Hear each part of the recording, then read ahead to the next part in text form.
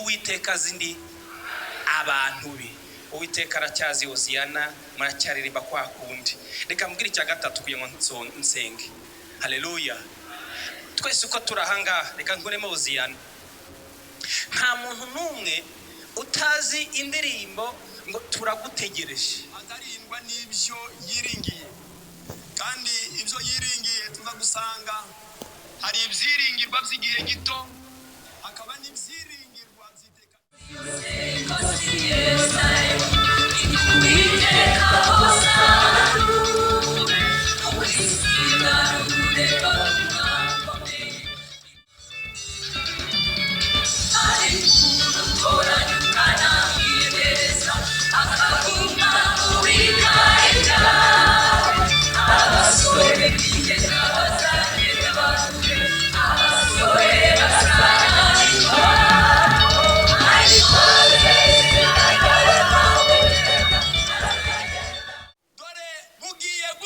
Ariko kandi bwongere bwire, ushaka ngo abibaze aravuga ngo kandi nimuhindukire muze. Ubuhanuzi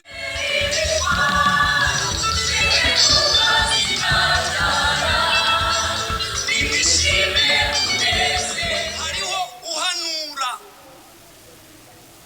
ari Seyiri, barabaza ngo ese wa murinzi we ijoro rigeze.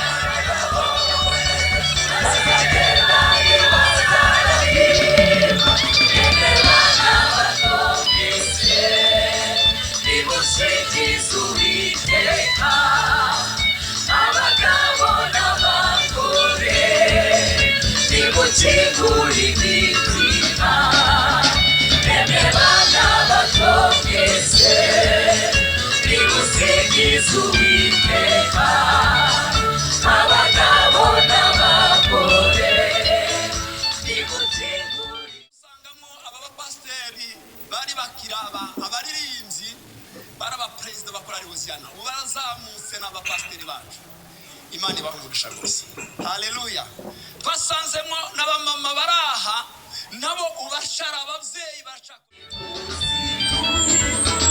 nayo naza gushobora twashizwe w'ikimenyetso.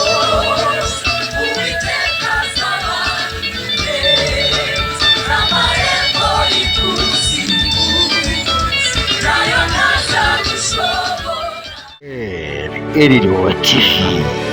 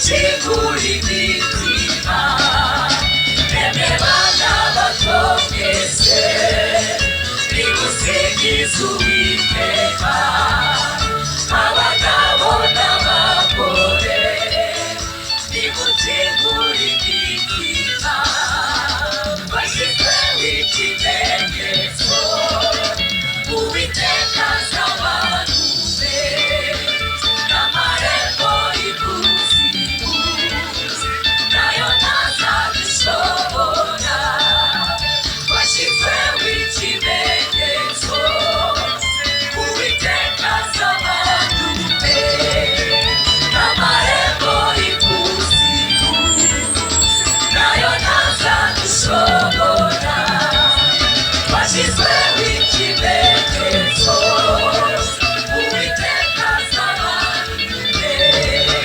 n'amarembo y'ikuzimu nayo ntazabishobora bashyizeho ikimenyetso Uwiteka az'abantu be n'amarembo y'ikuzimu nayo ntazabishobora bashyizeho ikimenyetso Uwiteka az'abantu be n'amarembo y'ikuzimu nayo ntazabishobora bashyizeho ikimenyetso Uwiteka az'abantu be n'amarembo y'ikuzimu nayo ntazabishobora.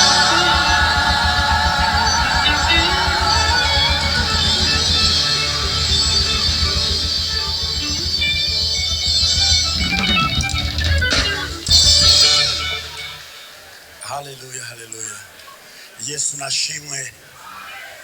Twashyizweho ikimenyetso kandi Uwiteka azabe amarembo y'ikuzimu naho yakugururwa uko yabangana kose ntabwo yari basha uwaripfira aracyari hagaze Imana ishimwe cyane. Haleluya, haleluya, haleluya. Hahirwa umuntu Uwiteka atoranya uwo nguwo akamwiyegereza akamwita umwana we. Uwo nguwo abasore b'imigenda bazagenda bananirwe rwose ariko abo bamutegereza Uwiteka bazasubizwamo imbaraga. Imana ishimwe cyane. Haleluya, haleluya.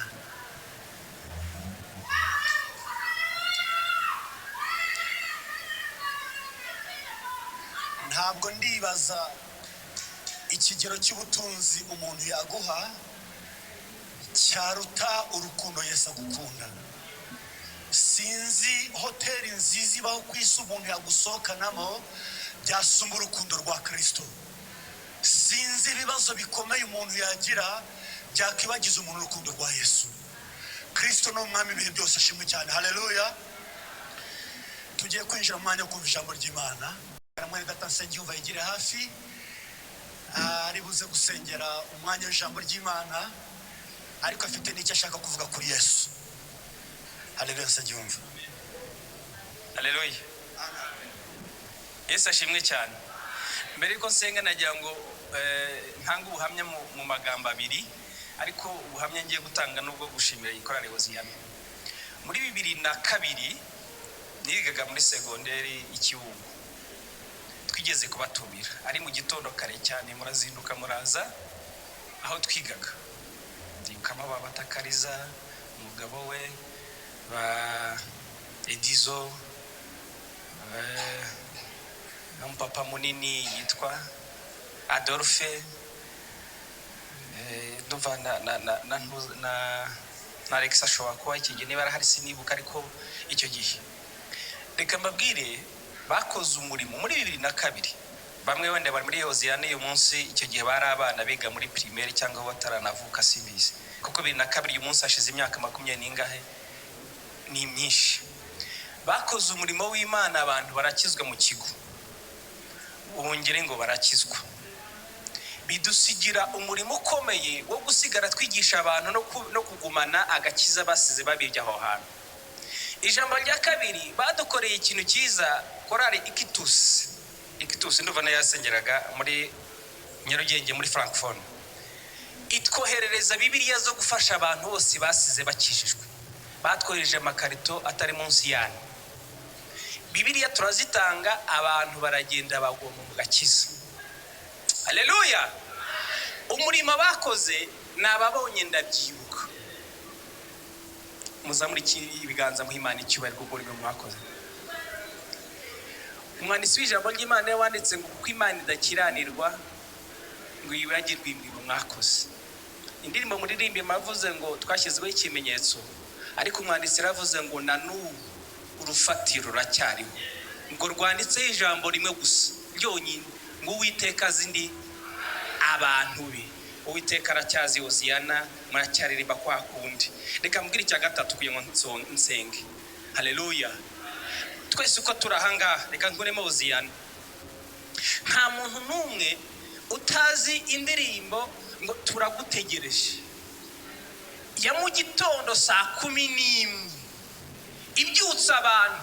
Yajyaga inyura kuri radio Rwanda, ngewe nakundaga kwiyumva. Ntabwo nashoboraga kwemera kubyuka ntabanje kumva mwami turagutegereje. Hari mu kabwiwe k'umugoroba twari tugutegereje, mbe mwami nijyanye. Iyo ndirimbo niyo yatubyutsaga. Ntago Uwiteka Imana yacu ikiranirwa ngo yibagirwe imirimo mwakoze. Abantu bazi iyo ndirimbo ni bande? Ntago mvuga mwebwe. Abantu yabyukije ni bande? Mugumisha ibiganza mbabone. Hoziyana ni murebe. Abantu iyo ndirimbo yakomeze ku mutima ni bande? Muzamuri ibiganza ni murebe. Icyo soreza muri kwishuri icyo gihe aririmbye indirimbo, ari umumama wajya gutera indirimbo ivuga ngo nagendaga mu nzira. Iyo ndirimbo yadufashirije abana kandi irabafasha uyu munsi. Abonzi baba mama ni abantu bakomeje mu gakiza kandi babihamye. Kandi rero reka mbabwire, Imana ibaha umugisha mwinshi cyane, kandi uko muri kuzagume gutyo. Reka dufatanye duhaguruka dusenga Imana nk'uko batuvuze twumva ijambo ry'Imana.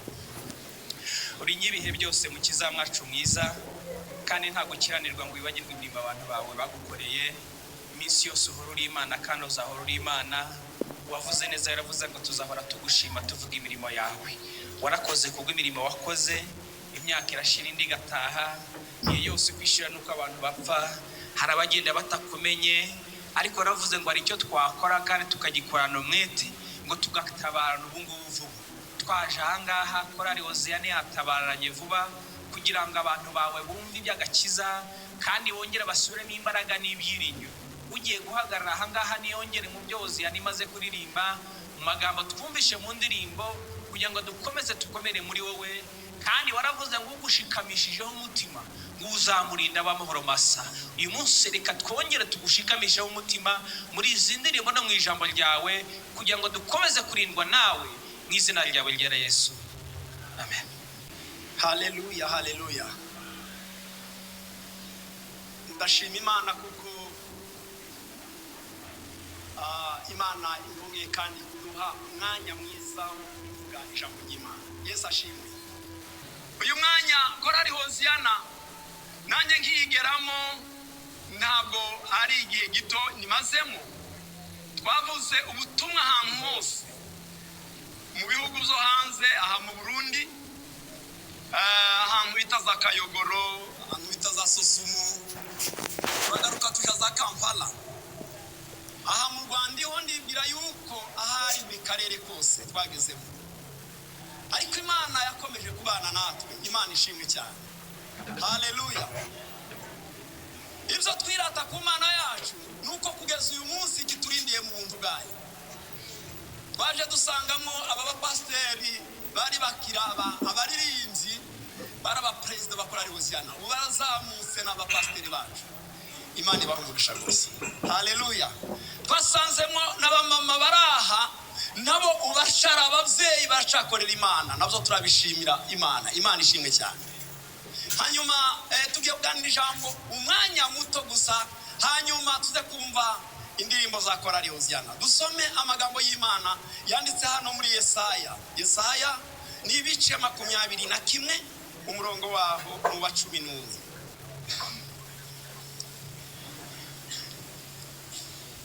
Yesaya, ubuhanuzi bwa Yesaya ibice ni 21 umurongo waho mu 11.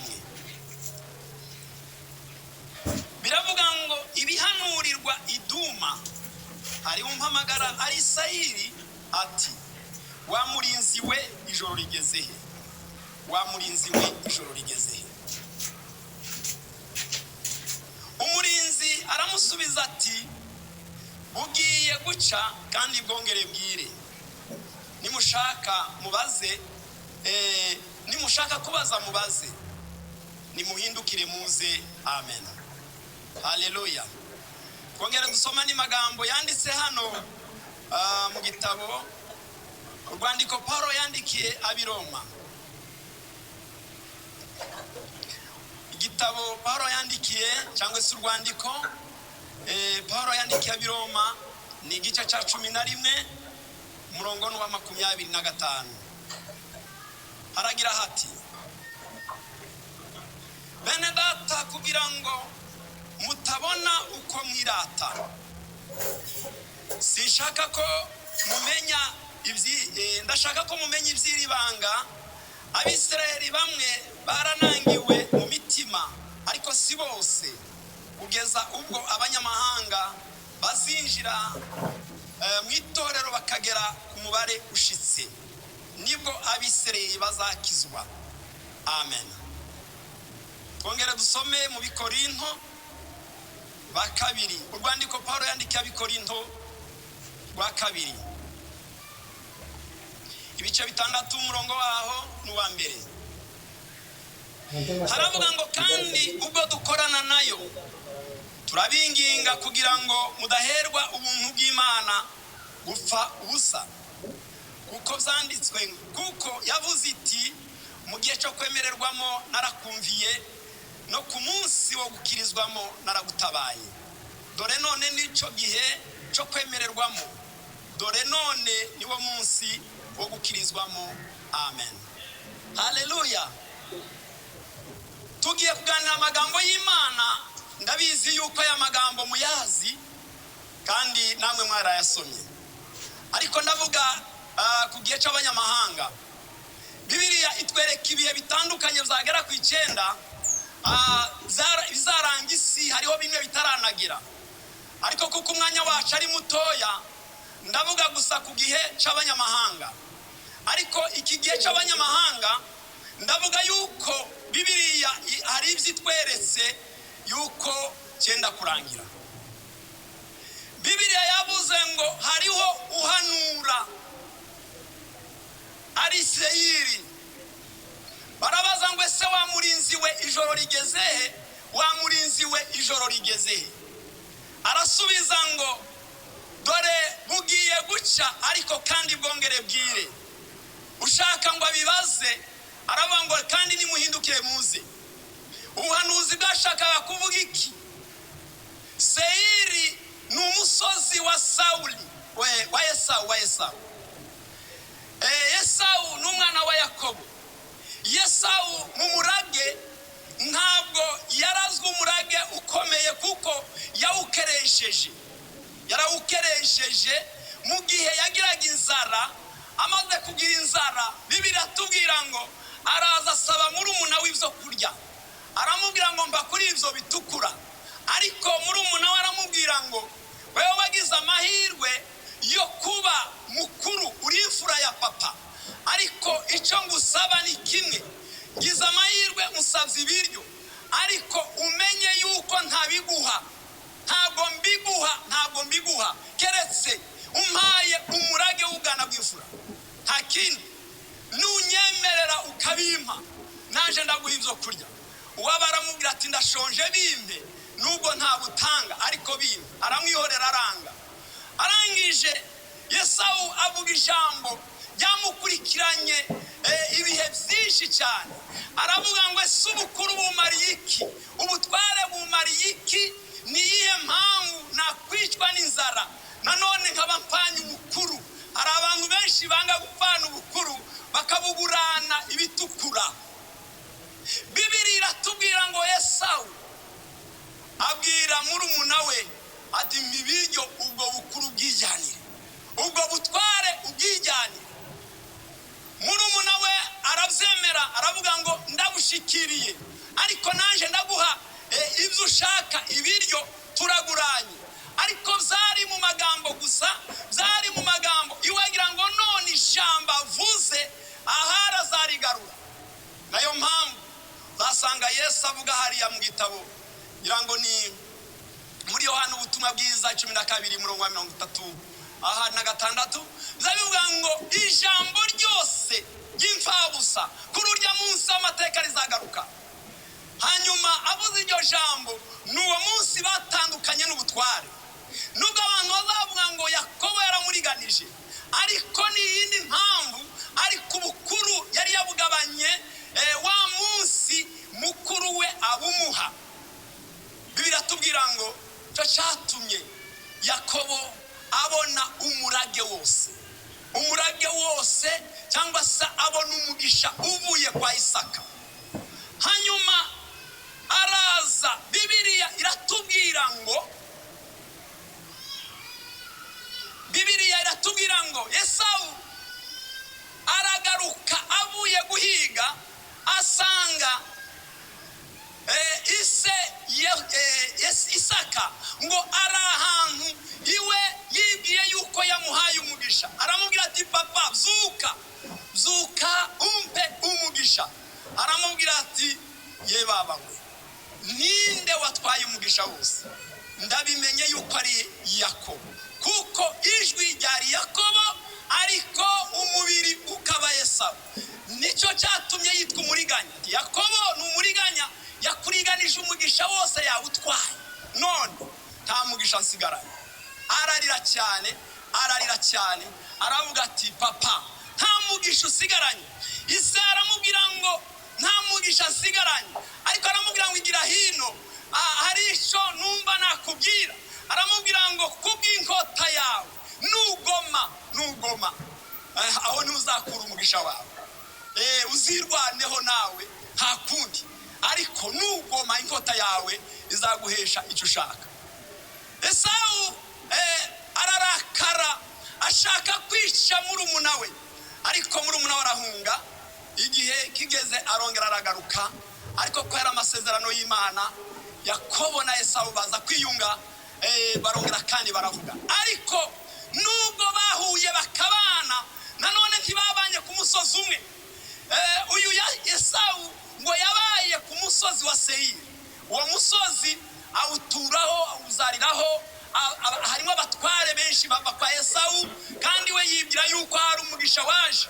Ariko kuri Yakobo, Esawu yari umunyamahanga, ntabwo yari akiri umuvandimwe, oya yari umunyamahanga. Nayo mpamvu no muri iyi minsi abantu mushobora kuvukana mu ndimwe muri batanu, abatatu bakaba abanyamahanga, abandi bakaba abana b'ubugingo, bakaba abana b'Imana.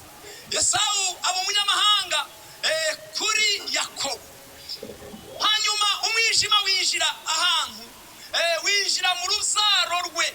Imana ntiyakomeza kuvugana n'abana ba Esawu, ariko Bibiliya iratubwira ngo ubuhanuzi buraza kuri Yesayi ngo abona Seyiri, abantu bari Seyiri.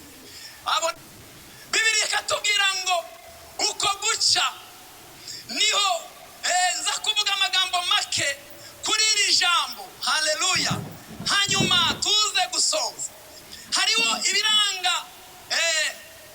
ibiranga ibimenyetso bikomeye by'uku guca n'ububwire. Reka mbe kubivuga hanyuma twihute. Bibiliya iratubwira ngo icyo yaravuze umuhanuzi, yaravuze agakiza k'abanyamahanga. Haleluya. Yaravuze yuko kwa Esawu nabo bazakira agakiza. Yesu nashimwe cyane. Bazakira agakiza, kandi ako gakiza kazagera kwa Esawu. Kandi ako gakiza nibagafata bakagakomeza, amanywa azagerayo. Cyo cyatumye umwanditsi avuga ngo abagenderaga mu gihugu cy'igicucu cy'urupfu babonye umucyo. Haleluya. Galilaya y'abapagani hafi na Yorodani ngo babonye umucyo. Iseyiri uko guca zavugaga yuko abanyamahanga agakiza kazabageraho. Babonaga igitondo abamarayika bazaherekeza Yesu aje mu isi. Babona baririmba indirimbo ivuga ngo mu ijuru icyubahiro kibi cy'Imana, amahoro abe mu bo yishimira. Haleluya. Ibyo ubwo buhanuzi buratinda ariko buza gusohora. Umugabo witwa Simiyoni ngo aje mu rusengero akubitana na Yesu bamukikiye, aramuterura ashima Imana, aravuga ngo none urasezerera umugaragu wawe, hari ibyo wari warambwiye. Haleluya. Wari warambwiye yuko ntazapfa ntarabona agakiza witeguriye Isirayeli. Hanyuma ngo abona Yesu. Abanyamahanga icyo gihe bari bataremerwa. Bibiri iravuga ngo barimbwa, ariko kuko igitondo cyari kimaze kurasa wari umuseke wari watambitse ahantu. Bibiri atubwira ngo witwa Nikodemu araza asanga Yesu nijoro aho yarari, aramaze atariko mwigisha tuzi yuko wavuye ku Mana, kandi amagambo yose uvuga agaragaza yuko wavuye ku Mana. Yesu aramubwira ngo nukuri nutabyarwa ugakabiri tushobora kubona ubwami bw'Imana. Baganiriye amagambo menshi, ariko iyo usomye ku murongo wa 16 amuhishurira ibanga ririmo abanyamahanga. Haleluya. Aravuga ngo kuko Imana yakunze abari mu isi cyane ku banyamahanga, ariko bari batarabimenya neza yuko bagenderewe. Yesu nashimwe cyane.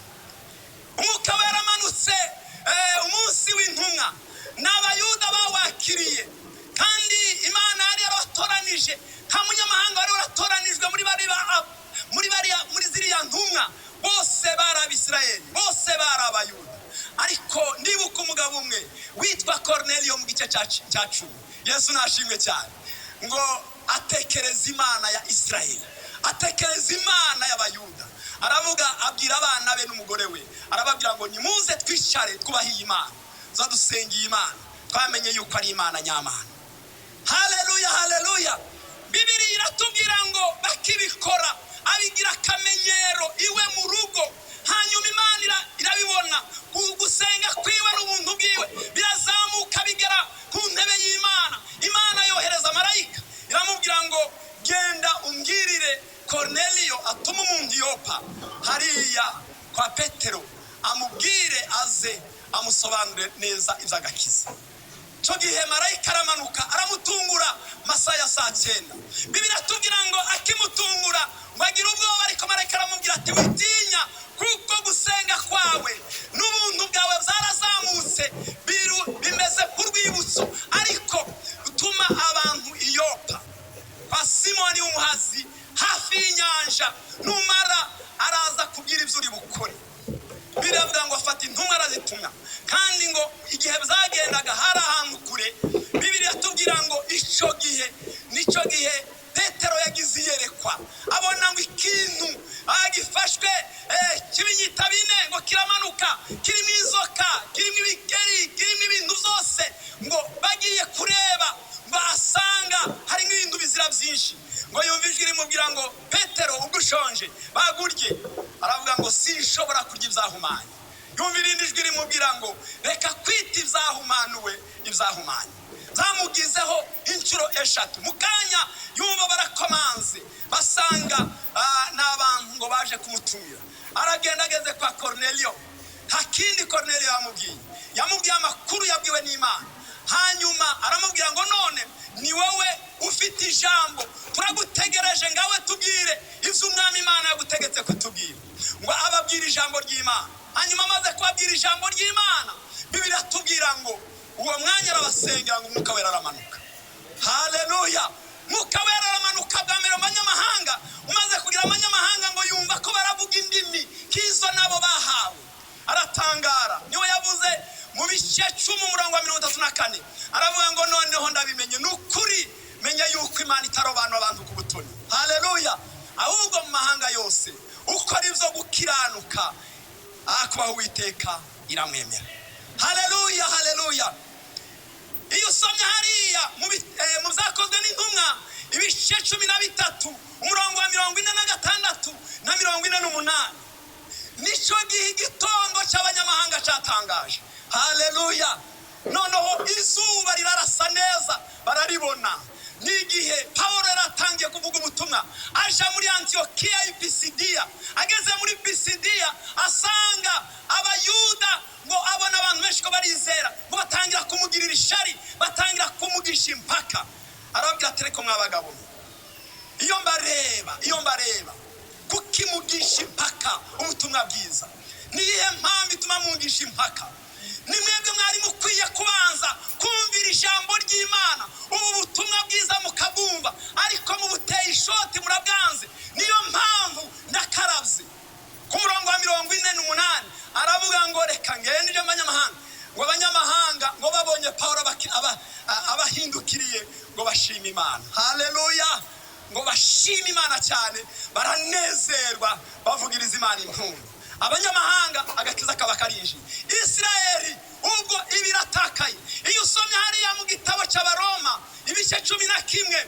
cyo gituma bivuga ngo yewe wa munzenze wo mu gasozi menya yuko wari umunzenze wo mu gasozi watewe ku gishitsi cya Elayo aho ishami ryakavukire ryahwanyuwe nukuvuga ngo ico gihe abisirayeli barahwanyuwe kubwo kutizera kubwo gukereza ubutumwa bwiza ico gihe Yesu yahindukira abanyamahanga haleluya iri jambo rivuga ngo abanyamahanga yewe wa murinzi we ijoro rigezeye zavugaga ko abanyamahanga buzaca ariko buzongera kandi bwira buzongera kwira niryari nigiye twasomye yuko umubare w'abanyamahanga uzashika nico gihe abisirayeli banangiwe bazakizwa bose haleluya ngo nibamara gukizwa bazinjira ngo babe umubare ushitse Bibiliya avuga ngo abanyamahanga hari umubare bategekewe uzashika uwo mubare nugera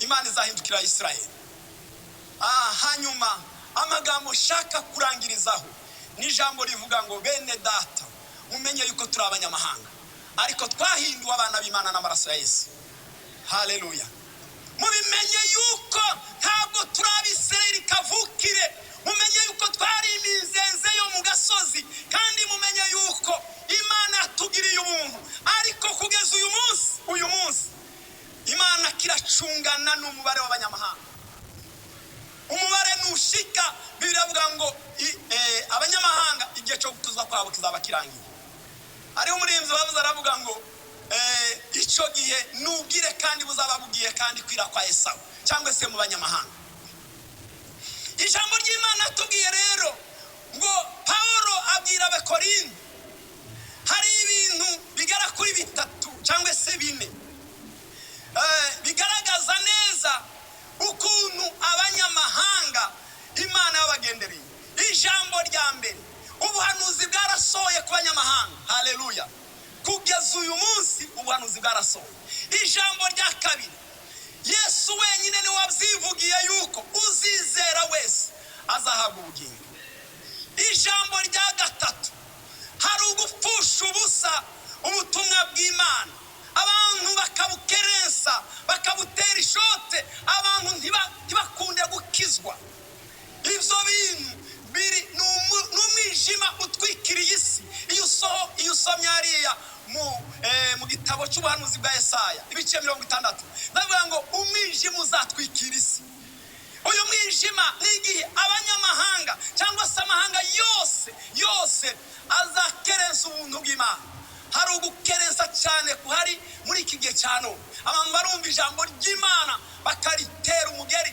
bakavuga yuko nibisanzwe ariko hari igihe bizaceceka hari umurimbo baravuga ngo mahubiri na nyimbo za wokovu wa Mungu zitakapo nyamanza huku uliye likatane nuzuli la Mungu utakaa wapi milele biravuga ngo ubwo indirimbo n'inyigisho bizahagarara uzaburihe icogi uzaburihe umubare nugera uwo mubare utawurimo uzaburihe ntabwo ari iterabwoba ni ijambo ry'Imana rivuga yuko umubare uzagera Imana igakinga Bibiliya itubwiye ijambo rya kane Israeli yanze ubutumwa bwiza yabaye umwanzi w'Imana kuko kwanga ubutumwa bwiza hari ukuntu umuntu yanga ubutumwa bwiza akabukerensa akumva ntibimureba akumva n'umu intellectuel akumva n'umuntu wakwiyubaha rwose no mu bandi bantu zantangaje mu materaniro ya mbere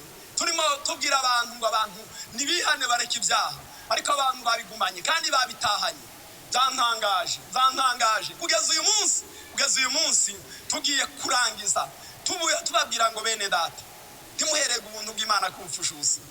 Izi ndirimbo zizarangira. Hoziyana ifite amateka menshi, namwe mufite amateka menshi yivuga butumwa, ariko nta kindi turimo dushakisha. Uyu munsi birashoboka yuko ari wowe wari usigaye, cyangwa se hasigaye bakeya ngo abanyamahanga binje urugi rukinga. Ejo bundi nkurikira kuri YouTube ngiye kurangiza, nabonye umugabo ari kuri YouTube, ni kuri amashusho media, avuga uburyo yamaze iminota 23 muri Gehinomu. Muri Gehinomu aravuga ngo ni ibintu byamubayeho, kandi ngo abivuga ngo ni igitangaza. Yabonye asinzira ngo abona hakingura urugi ngo arinjira, abona ngo igihugu ngo atarigera abona, ngo kiri kure cyane, kandi ngo kirimo umuriro mwinshi cyane. Abona n'abantu, avuga n'abantu yabonye, abantu bakomeye babaye mu mateka y'isi ariko bari abanyabyaha. Aravuga ngo narababonye. Abo ni abantu babivuga, nushaka kubireba nawe uzabirebe, birahari. Avuga ukuntu abantu banga kumva ijambo ry'Imana bakabikereza. Aravuga ngo njyewe nje aha, nje kubibabwira ngo uzabyumva wese amenye yuko Gehinomu iriho. Avuga ikintu cyantangaje, aravuga ngo hari ikintu cyantangaje, ngo nuko umuntu ngo nasha icyo gihe ngo azaba ari wenyine. Nta bya bindi byo kuvuga ngo tuzaba turi benshi ngo tugaragaze yuko turimo dushya. Oya, ngo bazishwa n'irungu, ngo kandi muri Gehinomu nta rindi jambo ribamo, ngo habamo ijambo gusa ngo rivuga ngo yo iteka ryose. Turarangije. Ubu ngubu wabikunda utabikunda byihorere. Mu by'ukuri Bibiliya hari ukuntu iza yinginga cyane, ikavuga ngo mpagaze ku rugi ndakomanga. Umuntu ngo niyumva ijwi ryanje ngo arakingura, ariko nakingura ninjiriwe dusangiye. Ariko ngo natakingura ntabwo Yesu ntabwo aforsa. Tugiye gusenga Imana. Buntu bw'Imana uracyabufashe neza. Ese ntabwo wasubiye inyuma, ntabwo wananiwe, ntabwo wagize intege nke muri wowe, nta cyaha ufite. Abantu basigaye bakunda ngo abantu babwire ibintu byoroheje cyane kugira ngo batihana, batagaragara yuko baba barakoze ibyaha. Ntacyo bitwaye ibyo, kandi nanje biraneba. Ariko reka nkwinginge mwene data, ijwi kuri wowe ahari ryaba ari iryanyu, ntabwo mpanuye. Ariko kuko Imana hari ibintu dukwiye kumenya, ni nka bitatu. Ijambo rya mbere, Imana igendera ku gihe. Imana ntizihusha igihe cyayo. Ni ukuvuga ngo Imana tishobora kuguhana mbere yo kuguhana. Oya, ibanza kuguteguza, ikakubwira neza, ikabikwereka neza, yarangiza igashiraho igihe. Yabwiye Ahabu abanza kumara igihe kinini ari umwana, ariko Imana iza kumuhana. Reka mbabwire bene data, mureke dusenge. Ese waba uri hano utayizera Yesu? Nimba uhari, zamura ikiganza tutarinze kubisubiramo.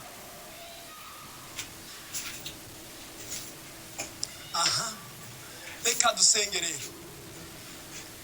rero. Nimba waragize intege nkeya, mu buzima bwawe ukumva harimo intege nkeya zatumye utagira n'ibihe byiza, nawe washira ukuboko hejuru, tugasenga Imana. Hano hari abagaragu Imana basenga, bakadusengera, tukagira umugisha w'Imana. Cya gatatu, ntabwo Imana nuku izivuga. Hari ukuntu naratangaye. Imana yabwiye Nyamutunzi, iramubwira ngo nibatumvira Mose n'abahanuzi bazaza aho ngaho. Yumvaga ariwe cyane.